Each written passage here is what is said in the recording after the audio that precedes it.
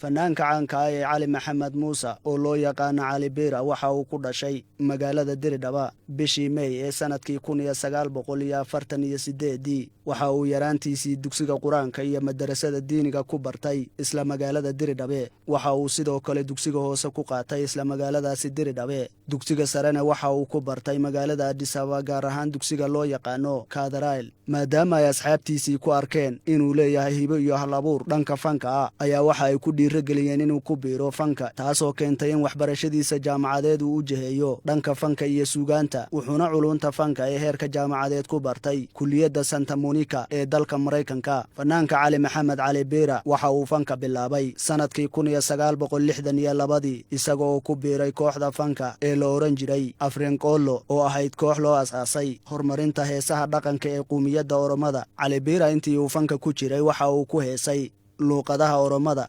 Hararida Soomaaliga Anfarta Amxaariga Ingiliishka Carabiga iyo Isbaanishka waxaana uu ahaa fanaan abwaan iyo laxamayste maadaama kooxdii uu ka tirsanaa uu ku jiray wiil kale oo la oran jiray Cali ayaa si loo kala saara labada Cali waxaa loogu magac daray albamkiisii ugu horreeyay ee uu soo saaro kaasoo la oran jiray Birabire isla markaana Cali waxaa loogu yeeray Cali Bira si loo kala saara labada Cali ee ka tirsan kooxda Allahu naxariistay fanaanka Cali Bira 27 bishii 2015 tirsi taariikheedka Itoobiya ayuu u geeriyooday xanuun in muddo ah lagula dabiibayay isbitaal isagoo jira 75 sano maanta ayaa meydka marxuumka waxaa laga soo dejiyay garoonka diyaaradaha ee Boole ee magaalada Addis Ababa waxaana sagootin sharafeed loogu sameeyay fagaaraha saaxiibtinimada ee magaalada Addis Ababa iyadoo loo galbinayo magaaladii uu ku dhashay ee Diridhabe halkaasoo lagu aasayo waxaana sagootin sharafeedkii meydka loogu sameeyay magaalada Addis Ababa ka soo qayb galay mas'uuliyiin dawladda federaalka ka socda culimada bahda fanka iyo suugaanta iyo bulshada qaybaheeda kala duwan